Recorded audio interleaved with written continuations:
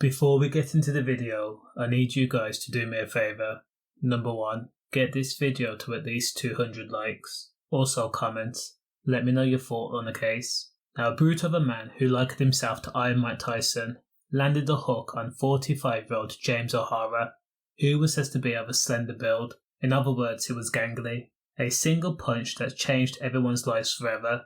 Now, 32-year-old Matthew Hannon of Tynewalk Road in Blackburn was sentenced to 5 years and 4 months for manslaughter in front of a judge after pleading guilty. On the 19th of October, the victim, James O'Hara, had been minding his own business, walking home from a charity shop after purchasing a vinyl record to add to his collection. Now, Matthew Hannon and a mate, Michael Shackleton, was approaching from the opposite direction along Gisborne Road in Barrowford.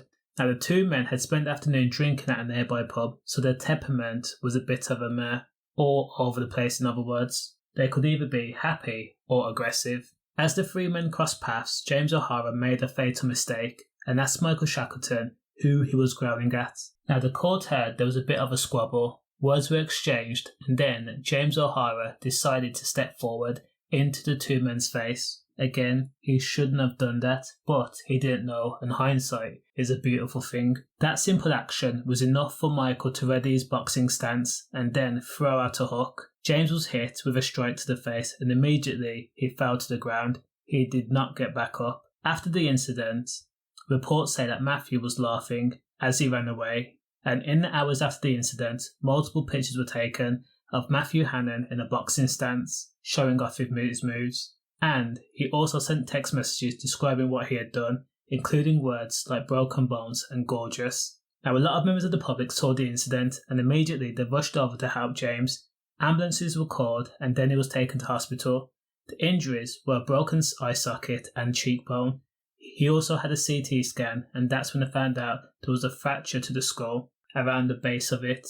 Over the next few days, James was in and out of hospital, and he was telling friends and family members what had happened to him and keeping them updated with the progress of his recovery. Then, on the 8th day, a friend was concerned for James as he hadn't heard from him, and the police were called. Police performed a wellness check, and in the end, they made entry into James's home, and then they found that James O'Hara had died at his home from an infection caused by the skull fracture. After the police canvassed the area and asked people to report the person responsible, Matthew Hannon handed himself in. Police then confiscated Matthew's phone and they started to read his messages and look at his pictures, and again they found him in a boxing stance and also bragging about what he had done, saying that he felt the bone break and it was gorgeous.